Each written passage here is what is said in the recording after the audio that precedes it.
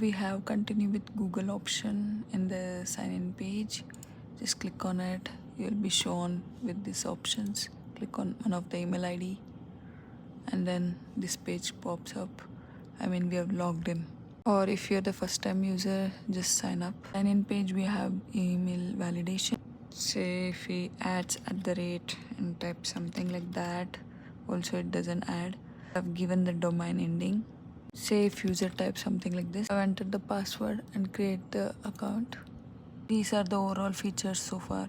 And it will log you in directly. Let's log out. Now try with the same email ID and password. Before we had username, now I have included email ID. If you enter the wrong password, this is how it shows. It will be unique each time. Also, you can't enter the same email ID. It will tell please enter the valid email ID. This is how sign up page looked like before using Meteor built-in features. The username was something like 3 to 20 characteristics. Only letters or numbers, underscore and hyphens were allowed. And the password with these conditions, and user was supposed to type same password here to confirm it and then create account. Quickly show you how it used to work. Say I type only one character as username, so it will show me username must be 3 character long.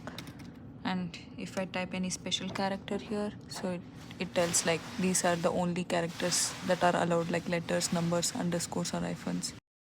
Test, so that username is not allowed. And if I enter some username which is already taken, so it would show username already taken. Until you give a proper email ID, it doesn't accept. So if the username is available, it shows the same. The password, like I'm typing random password, once 8 characteristics and above are typed, it will show up like one uppercase. After typing it, 1 digit, so I'll select 1 digit and 1 special character, and then it shows password meets the requirement. Say if I don't type the same password, it shows password do not match. If it matches, it shows the same, and then click on create. It is creating and we could sign in. I'll quickly log out so that we can sign in with the same username and password. Clicking on sign in, so it signed in. The problem with this approach is when I click on forget password, so it will ask you your username or email ID, but the thing is, like our case username is just 6, so if you type that, but we know that that is not email ID, so we'll not get any of the link.